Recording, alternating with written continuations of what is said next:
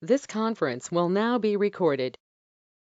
Hi, everybody. Welcome to Ann Ortelee's weekly weather. Late again. This is like the craziness. It's eclipse season, people. The eclipses are here. The eclipses are here. And it is all over my chart. It's on my Neptune, my Jupiter, Uranus, my Pluto, my Mercury, my Mars, my Moon, my Venus, my Saturn, my midheaven. Not quite my nodes of fate, but that's about the only thing that's my Pluto. Just about every planet in my chart. Yeah, except for my nodes of fate. All right, so I'm here. I'm late. That kind of day. All right, so Spica, still on the south node, ending and changing our relationships. Lots of health aspects this week. Remember, one of the features of being in eclipse season is that lots of things come to light, lots of things change. We begin and have a lot of energy adjustments. People take off, people go, because the sun and moon are on the nodes of fate. So we're watching relationships around us change and shift. And it can be our relationship to things and to things too. It doesn't have to be to people or stuff. Relationships, just everybody's up for them. And employment, people getting laid off, people getting new jobs, people getting engaged. I have a couple babies that came in the world. Yeah, it's big. This week has a lot of health aspects because we're going from the new moon to the full moon. And the full moon, of course, is in Taurus, the sign of the body, and Scorpio, the sign of endings.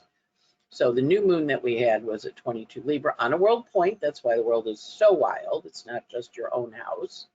It's the world around you and everybody you know, because they're all having world-changing, life-changing events. So this is weekly weather for October 2-2 to October 2-9. And this week we have an eclipse. All good. We're ready. Over the weekend, we had the Hammer of Thor, which took Jim Jordan out as contention for speaker. We have stuff politics at the end, but also it marked the ending. So I had quite a few people lose their job on Friday, or lose their relationship, or break up, change, move out, kind of thing. So that's the Hammer. It's done, thank heavens. It finished on Sunday. But it also was Venus in Virgo. Now, if you think back to August when Mars went through it, and then September when Venus and Mercury went through it, now Venus goes through it. And she, of course, is the ruler of the south node of loss. So she kind of hammers the loss away. She kind of bangs it, and there's a shift and a change and a directional pull that turns us into new directions. And so you may hear news about someone that disturbs you too. It doesn't have to be that you're having the eclipse, but you may get some news that you find a little shocking. We also have Venus trining Jupiter, which happened on Sunday. And you can see in the chart, there's a lovely grand trine in early water. Big blue trine. Now, trines are nice. They flow. They're also very emotional, or in this case, because it's a water trine. If it's an earth trine, it's very much about building. If it's a fire trine, it's very passionate. This is a slow level, low degrees, which means the planets are very young in their emotional reactions. So people are emotionally strong. You can also see there's a mystic rectangle. A mystic rectangle is a calling, and it kind of invites us to step forward and take our space, take our call, do what we're supposed to do. And as we are working with this energy, the energy is, how do we get to the new place? And it's an interesting mystic rectangle. Mystic rectangle is composed of 2 trines, 2 sextiles, and 2 oppositions. So it's like a calling. Mother Teresa had it. God said go to India, and she did. Jane Fonda has it. Look at all the different things she's been called to do in her lifetime. Going from a sex symbol to a feminist, protesting Vietnam, now working for climate change, taking on 9 to 5, the women and men in this office. So mystic rectangle people have callings, and they also can have making callings. So Prince had a mystic rectangle. He was incredibly prolific as a songwriter. So they're interesting. And this one is an interesting mystic rectangle because it's in place in the heavens. It involves the nodes, but it also involves the water Scorpio planets, and how we're partnering with our future. So we have this mystic rectangle underlying everything, right? It's kind of like, think of it as If you've ever been in a place where you can feel the base. Boom, boom, boom. The mystic rectangle is the base for the week. And our job is to be like, all right, that's the underlying thrum. And then on top of that, we put the aspects, which, if you've ever watched a movie with or without the sound, right? Very different experience. They put that sound in there. So the mystic rectangle is making the boom on the bottom. And so your job is to go, got it. Next up, Mercury is going to enter Scorpio, where he's going to spend a couple of weeks.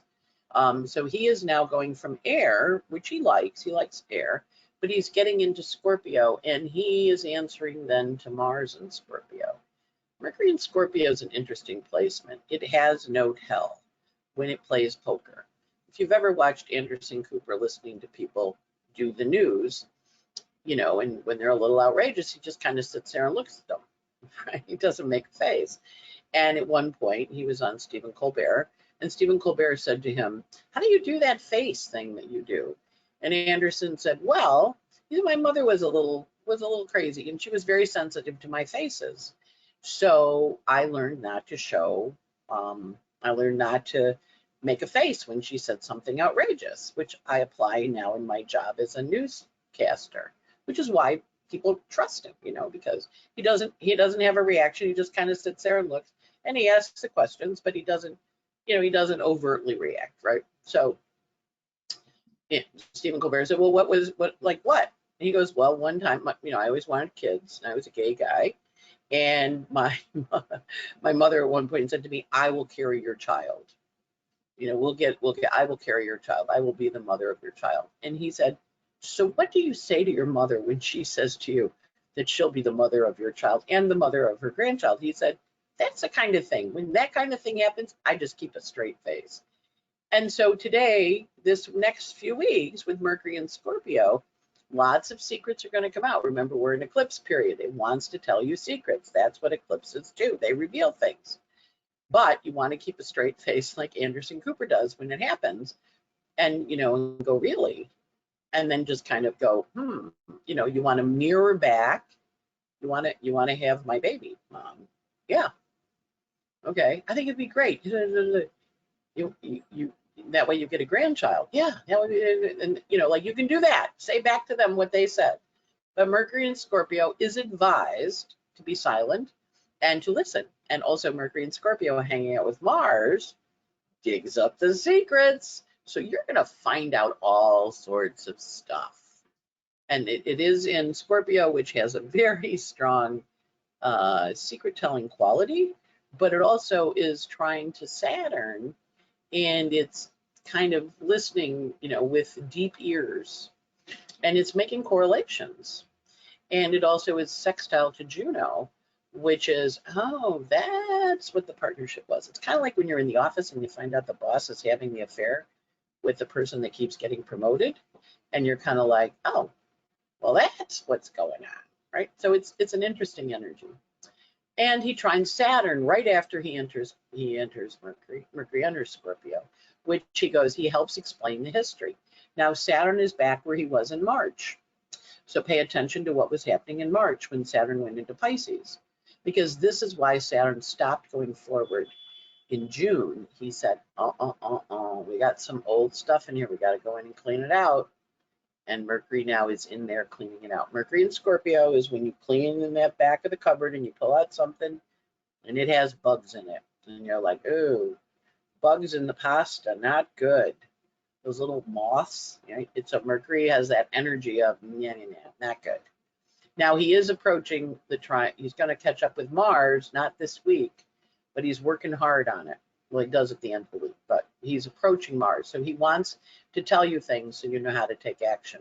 Listen carefully this week. And when stuff comes in that you go, that's interesting, do a little note, like make a note of that. Let's follow up on that and see what's going on, because the secrets want to spill out. Remember, Mercury is ruling Venus and Virgo, and she knows where all the bodies are buried. She knows the details. So she's in charge of the Libra planets and the Taurus planets. So she's very aware of who does what to whom and is willing to share that information with you this week. Not in a bad way, but in a no, well, you know, because of this, then there's this. And you go, oh, and then because of this, there's this, and you go, oh, that's the energy. Then the sun enters Scorpio on Monday. Again, 30 days, new beginnings, the fixed season of the sun in Scorpio, the fixed season of fall for my northern listeners, for my guys below the equator. This is your beginning of your spring. But the sun in Scorpio is a very impassioned sun, has a good ruler. Mars is in Scorpio, so Mars runs the sun and Mercury right now. He's taking over. Remember back when the nodes changed and I said, hey, they're changing driving positions because the North Node was in Taurus, run by Venus, and Mars was riding along in the South Node in Scorpio. Well, now they shifted cars. Whoever drives the car gets to run the radio. Mars is driving the car. And the South Node in Libra is Venus in Virgo. So she's kind of stretched out, taking a nap. Mars suddenly changes the music, notices she's asleep, and he starts to speed up. It's going to go very fast now that the sun is in Scorpio, even though it's fixed, very fast moving forward. We also then have the sun, like Mercury did, trine Saturn. Again, we're still working with that grand trine. We're still working with that mystic rectangle, but Mercury and the sun have both left Libra, where they were seeking balance, and they were perhaps playing a little bit by the rules because Venus in Virgo is a bit of a referee. And now they're in Scorpio, where they're going, I'm going to do this, because now they're answering to Mars, right? Different boss. Mars in Scorpio likes being in Scorpio. It's very strategic, but Mars in Scorpio is a little bit of a killer. Like you want to have surgery with a Mars in Scorpio surgeon. They're going to get every last little bit out. But Libra, it looks good, which is great. We like it looking good. But Mars in Scorpio gives us that passion. And now the sun's in Scorpio and Mercury's in Scorpio and Ceres too. So those Libra planets are moving off, and Venus is running them and turning them over to Mars. So they now become much more assertive, really. Then Mars in Scorpio goes to opposite Jupiter. Now that's going to happen on Saturday. So we have the Sun trine Saturn, that happens on Tuesday, and then we're kind of quiet, in the middle of the week. Remember, we're going towards that full moon, but we're working with the energy of how we get there. And so Mars goes opposite Jupiter on Saturday. Jupiter, of course, is still retrograde. He is in Taurus. He's answering to Venus in Virgo. We still have that mystic rectangle. We also still have, which means it's faded, we also still have to work with how Venus in Virgo gets things accomplished. And, it's anxiety too. A lot of time, if you're feeling a lot of anxiety, you've been feeling it a little bit now, Venus is in Virgo, that is an anxious sign. The way it handles the anxiety is taking action and making a plan. But a lot of people, have reported waking up with a feeling of dread or a feeling of anxiety. You know how like you wake up in the morning and then you're just kind of laying there and then suddenly the anxiety rolls in. That's what's happening. And there's nothing wrong with it. It's just knowing it's there, breathing through it, and then saying, okay, now what do I need to do? And as Mars opposes Jupiter, which happens once every 2 years, this is a forward motion energy. And so we're going to be working with it and kind of figuring out how we're going to take action. And you think back a year ago when Mars would have met up with Jupiter when he was in Taurus or in Aries, and he said, okay, we're going to launch this, and now it's ready to go. It's wanting to go out into the world. Then we have the lunar eclipse, which happens on Saturday. We're not going to see it. The lunar eclipse happens at 4:23 in the afternoon, East Coast. So it's not going to be a dark sky. The moon hasn't risen yet in the United States. But lunar eclipses it's a good thing to check out the NASA website because they have a picture of where the eclipse will be seen.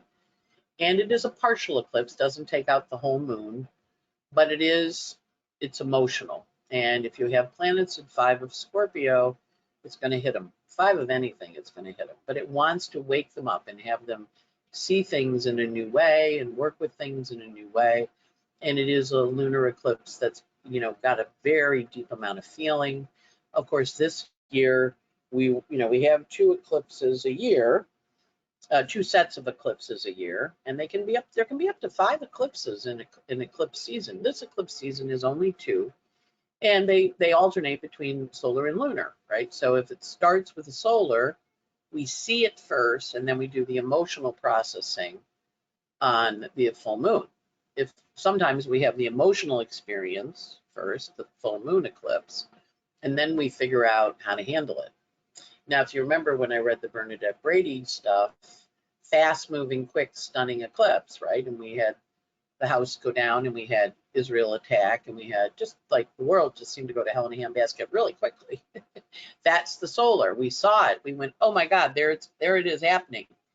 Now we're going to do the emotional component because the full moon happens, and that's the emotions follow the reveal essentially.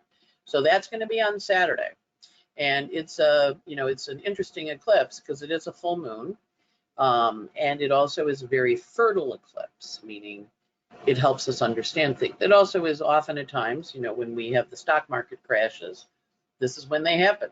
Black Friday, all that. A lot of them, the one that happened in 1929. I'm not saying there's going to be a stock market crash, but the world markets are nervous about what's going on, with global unrest. So that energy is very strong, right? So we're going to watch for that. And in your own chart, think about where the emotions are running extra strong and extra important. And also watch for sudden unexpected bursts of anger, because Mars is opposite Jupiter and it accelerates things. Jupiter always makes everything a little bit bigger. So the fighting seems a little bit bigger, a little bit more nasty. Hard to believe, but it can get more nasty. But it also is an emotional release where people kind of lose it. And you want to, again, with the Mercury and Scorpio, you want to be like, all right, like, let's see what's going on here. Let's figure this out. Now, I will say one of the things that, I see a lot of things as an astrologer, right? And one of the things, and I've seen it be effective a couple of times, this is kind of an aspect for domestic violence. So we do want to be a little aware of that, what that looks like, and be on guard for it, right? If you've got a partner that is not, you're breaking up because it's a relationship's ending and they've been acting up a little, you want to invoke the higher authorities because Pluto is square to the nodes. Do not do this alone, right? It's very similar to an aspect in my family where a man went to help his friend who was trying to leave an abusive relationship. They were not romantically involved. He was just her friend. He worked with her. And he got killed because the ex came back with a gun. So this is not a good weekend for violence on Earth. We're going to have a lot of it, which of course makes me a little nervous about all the stuff we're seeing in the world. But in your own life, if you've had somebody that's really seriously being unwrapped lately, take extra precautions, because the eclipse is happening. And what eclipses do, especially Scorpio Taurus, they're like those big, ugly boils, where you pop it and the gunk all comes out. I don't know if you watch Dr. Kim, the pimple popper, and she pops this stuff out. And interestingly, my phone app, I think it's because I watch Dr. Kim videos, they always have the little picture of her. This is really gross. You have to agree to see it. They sent me this thing for a game where I can clear pimples off of these very tortured, and they have all these weird, like, pull it out and push the pimples out. And this is a pimple popper aspect. Stuff, boils are getting lanced on this baby. And that's good. We like that. Things are coming to a head, but it also is, it's intense. So be careful, be conscious. And, we have eclipses. They are moments of fate. Now this one does have a mystic rectangle, which is good, but it also has a hard rectangle, which is, there's the horn honking. Whenever I say mean things, the horn honk. It also has hard energy. For this lunar phase family, you're going to think back to April 30th when we had a new moon in Taurus, April 30th of 2022, a year ago, April. And then you're going to look at January 28th that we had then was Taurus. And now we have the full moon, October 28th, also in Taurus. And then next July, we will have the closing aspect at 532 Taurus. So what that is Taurus, Taurus Sun, and then it's Taurus Aquarius Sun. That was the January one. And now we're Taurus Scorpio Sun. And then July next year, it's Taurus Moon Leo Sun. So this is the phase families. So this is also the full moon phase of whatever you started last April, a year ago, and you had an option to work on in January of this year. All right, then we have Mercury go opposite Jupiter. Remember, we had Mars go opposite Jupiter. So Mercury goes opposite Jupiter, and that happens on Saturday too, which means that the two of them are now fueling up that Jupiter. Now remember, Jupiter answers to Venus in Virgo, so she's going to urge caution. But Mercury and Mars are about to meet up. That's some fiery words. You know, Mercury Mars, I have a Mercury Mars square. Get me going, I can go. It's not always attractive, and I'm older, and I've learned not to shoot my mouth off as much as I used to as a kid. But the energy is really strong with that Mercury opposite Jupiter, because then right after that, Mercury and Mars are meeting up, and that is going to happen on Sunday. Now, at that point, when Mercury and Mars meet up, we do have an opportunity for consensus, right? So that's a helpful aspect. But again, it's Mars opposite Jupiter, Mercury opposite Jupiter, accelerating everything. And Mercury, Venus rules those. Mercury reports in, Venus goes and says to Mercury, "What are you doing?" He goes, "I'm hanging out with Mars, and we're about to have a brawl." Again, this weekend's going to be violent, and so you want to, because it's the eclipse, it's Mercury and Mars, it's opposite Jupiter, fueling it, and yeah, so be careful, be conscious. I don't like to give bad news during these weekly weathers, and it's not really bad news. It's clearing, it gets things out. But because of the emotional volatility of people leaving and breaking up, you do want to be careful with, if you've got somebody that's a little emotionally unstable, in terms of how you work with them and what happens. So hopefully that gives you some ideas about how to work with the energy of the week. When we look at the aspects for the week, of course, we have the sun going from late Libra to 4 Scorpio. And as mentioned, he enters Scorpio. He does have that trine to Saturn. He's kind of moving along, not really doing anything yet, getting his grounding in Scorpio. Mercury is moving very quickly. Mercury is moving from 0 Scorpio to 11, almost 12 Scorpio. So that's like almost 2 degrees a day. And he has the trine to Saturn that the sun has. And then he's tracing the steps. So he has a lot of health aspects. Mercury does. A lot of quintiles. 1, 2, 3, 4 of them. Yeah, and what a quintile does is brings up health matters for you to deal with, or brings up situations where things are about to fail for you to deal with, right? Because it's, it's like, uh-oh, that's going to give way. Yeah, it will. Now, Mercury is bridges too, or transportation things.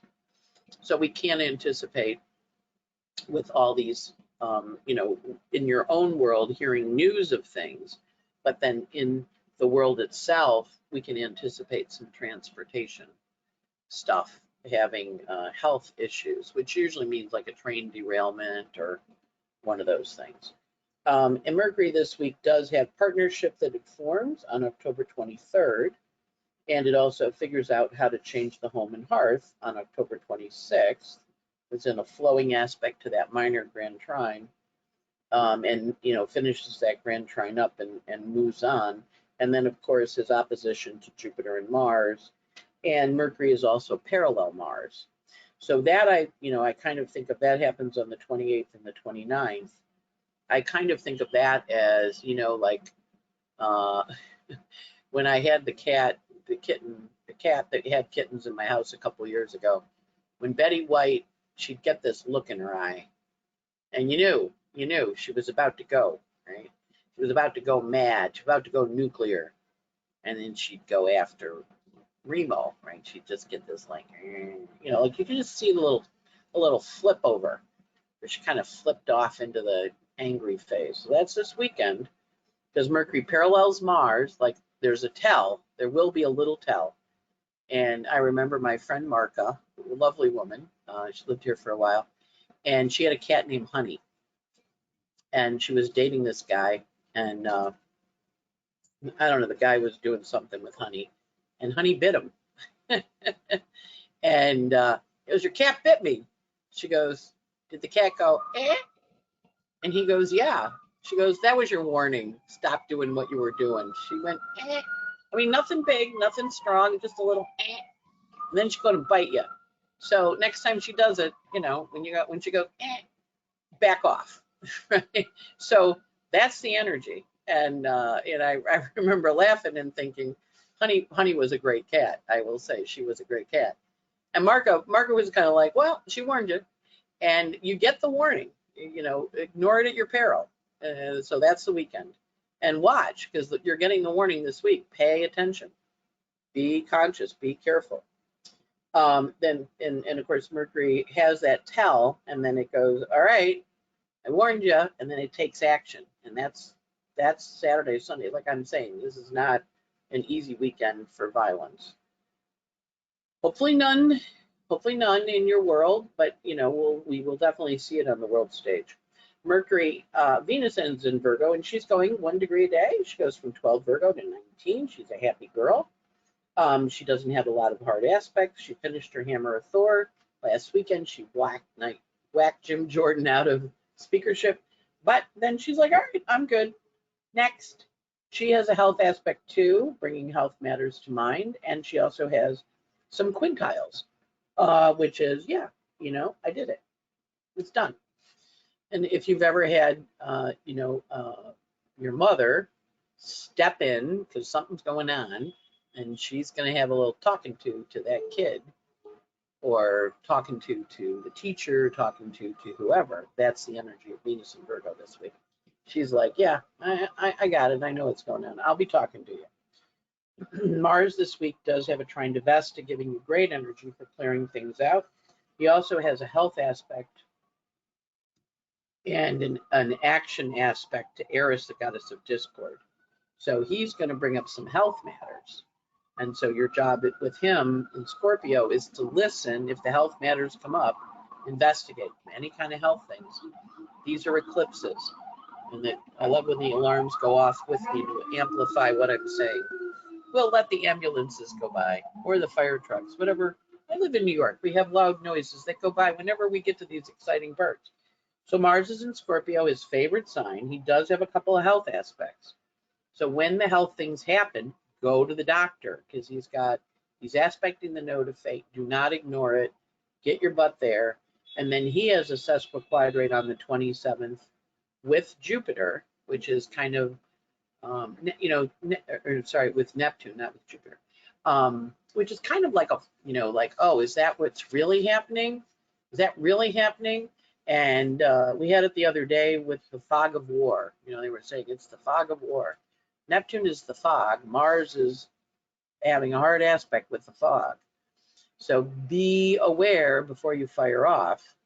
And Mars is also opposite Jupiter. As mentioned, that happens on the weekend. The other planets not doing much. So you're getting an idea of what we're watching for this week, right?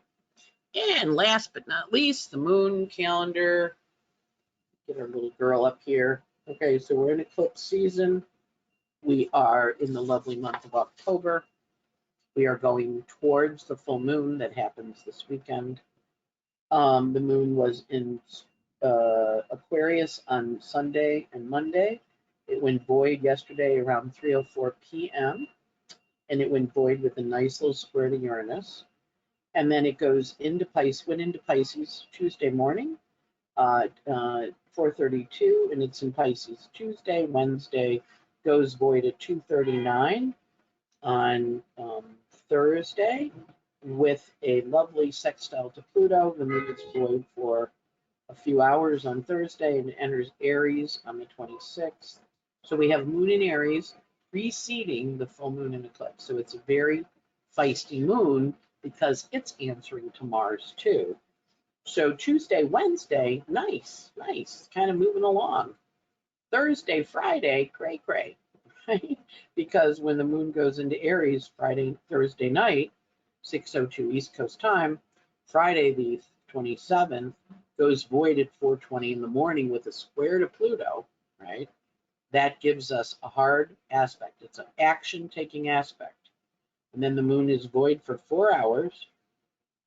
3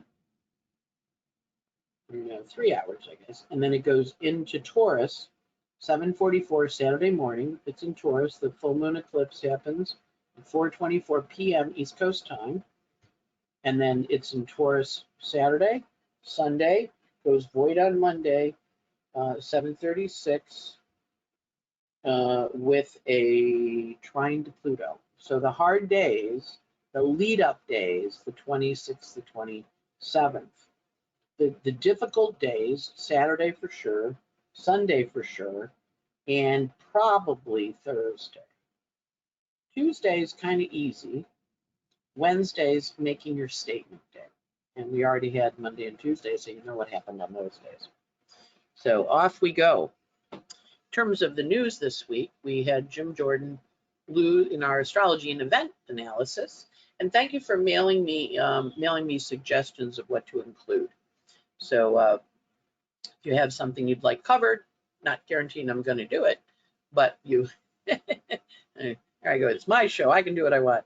But I will talk about things. And of course, with Jim Jordan, what we did see was the hammer of Thor, or the axe of Thor, Venus in Virgo.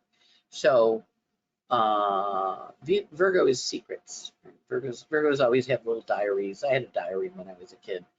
They have their, and they know their secrets. So with him, they voted, but then they had the secret vote, and they really were like, no, we don't like you, it all go away, right? And so now there's 9 guys running for the Speaker of the House. I have no opinion on that, but I did think, well, what we should do is go look at the Constitution's chart, because I usually use the Declaration of Independence chart, which shows it, but the Constitution is actually when they said this is what we are doing as a government. This is how we're setting it up. And interestingly, it's set up in a fairly similar way to the Declaration of Independence, slightly different. It took place on September, and there's a few charts for it. The one I'm using is the one that Nick Campion likes, and also the one that represents signing, even though they signed it and then everybody had to go home and ratify it, right? So, but I'm going to do the signing because that was like, okay, this is what we're going to say we're going to do. So that one is September 17th, 1787 at 11:29 in the morning in Philadelphia, because that was where the Continental Congress met. And it's a Sag rising with Jupiter in Gemini, which is divided government. We're going to have 3 branches. There's 3 planets in Gemini, 3 asteroids in Gemini.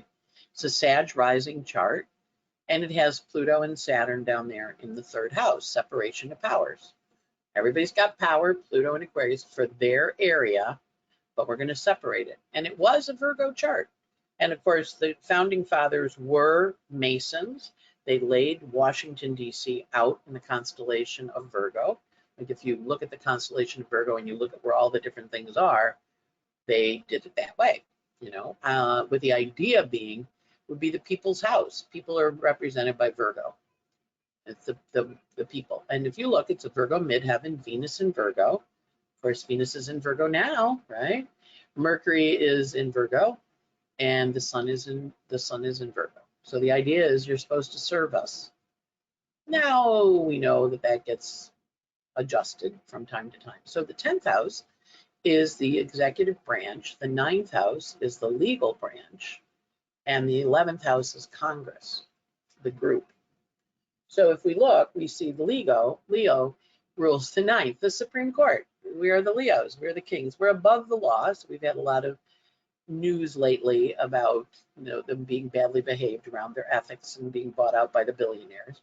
But just last week, there's a rogue Trump judge down in Texas who's trying to allow ghost guns to be made. which is basically no serial number. You print them on your printer and you make a gun, right? Kind of a little scary, but this guy said it's okay. And so, we have a government regulating body that regulates munitions. And so they filed a complaint, and the Supreme Court said, yes, they're supposed to be regulated, ban the ghost guns. So this guy said, the hell you, and put him back in again. So the Solicitor General, which is the lawyer for the United States, went back to the Supreme Court and said, hey, this district judge is ignoring you. Aren't you the Supremes? Sun and Leo. And the Supreme Court got really mad. So that was like a little, a little side story going on here. Of course, Mercury's, the nodes are in Libra, right? Like who actually runs the place? And we had the voting people, the Alabama legislature, the GOP and legislate in Alabama going, the hell with you, we're not going to give another minority district, because a third of the population in Alabama is black, but they only have one black representative, right? So they were sticking on them with the voting in Louisiana, and it's all the gerrymandering. I think that's gerrymandering. So anyway, Neptune rules the Congress, right, and the Senate. They're both the 11th house, and it's a Sag moon rising, and the moon and the Mars are in a quincunx, which means they have a little argument, the two of them do. But it also is like we're all supposed to work together. Look at those planets over there. So when we look at when we lost our Speaker of the House, which was October 3rd, 2023, always good to look at these transits, we see down here, Mercury, by progression, is at the last degree of Aries. Everybody see that? And this chart is Mercury ruled. I mean, the Sun, the Venus, and Mercury are all in Virgo. Rather. So they answer to that progressed north node now. Progressed Mercury, rather. I'm really having a little trouble here. Calm down and go slow. When I get reading a chart, I get all excited.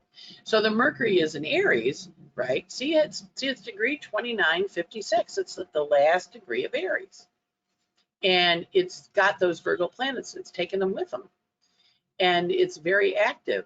But what happened, and you can see the node of fate is right on it, right? So this was kind of a plot. And if we remember when Kevin got kicked out, it was 2754, which is when he agreed to the one person can take me out vote, right? And that's what happened. Matt Gaetz voted to do it, and the Democrats didn't go. We've never voted for Kevin, and those Republicans would never vote for Nancy Pelosi or Hakeem Jeffries. So, the Democrats did it. It's like, no, your little rogue band of Republicans did it. But the Pluto here squares that Mercury. And so that's a couple years, right? See, the Mercury is 29, Pluto's 27. So anyway, that energy. But notice it's 2956.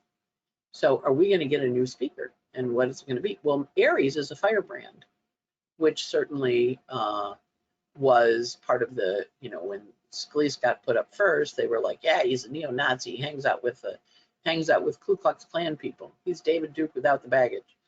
And then, of course, Jim Jordan, who was the guy, who was put, I think that's what the plot was, put Jim in, because Jim was very active in the January 6th stuff. He was at all those meetings, refused that congressional subpoena.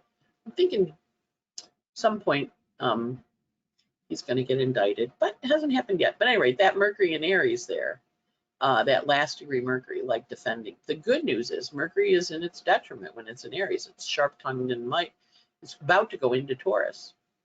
And that will shift the direction, because these planets now suddenly calm down and go into Taurus rather than being in Aries, right? Because they're going to shift their ruler.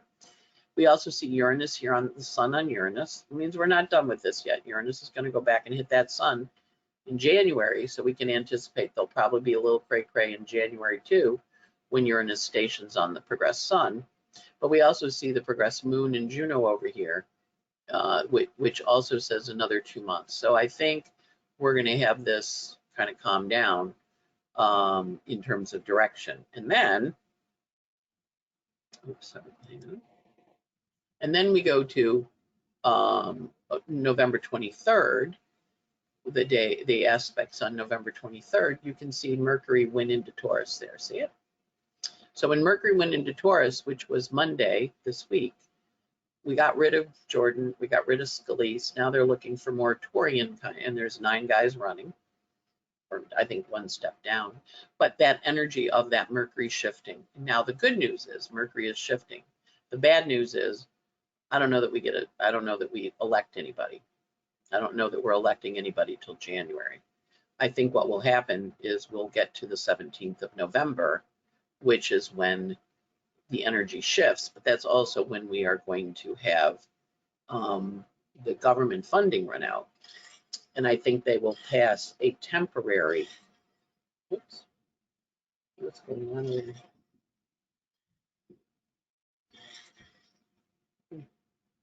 No, got strange noises in my house. They will pass a temporary, what is that weird noise? Odd. Okay. You guys hear that? I can hear like my little, it's like my lamp is growling or something. At any rate, so I think when we get to the 17th of November, they will pass a temporary thing to get us funded, and then they will bring it up again in January, because this chart does not resolve until we get to January. And with that in mind, we'll see what happens. So that's the energy of the speaker thing against the Constitution. It's showing up in the natal chart too.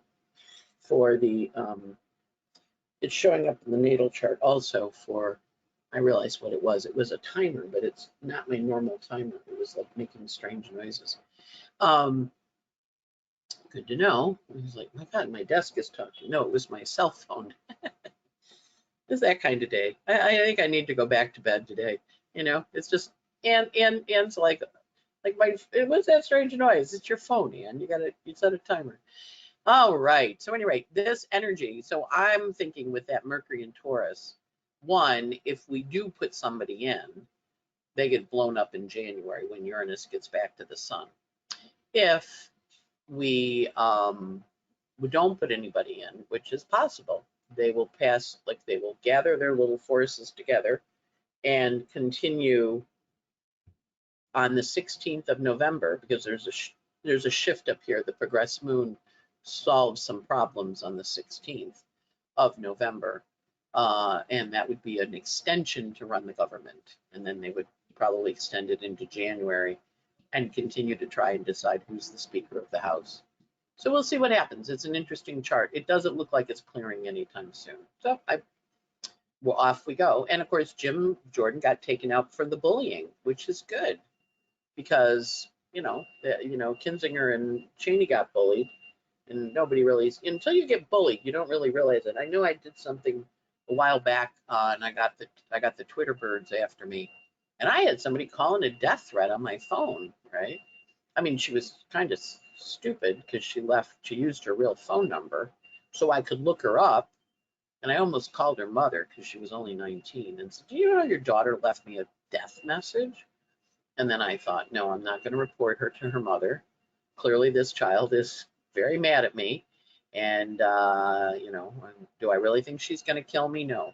Okay. But in your case, this week, there is danger when we get to the weekend. So be careful out there. It's a little wild. And off you go. Have a great week. Bye.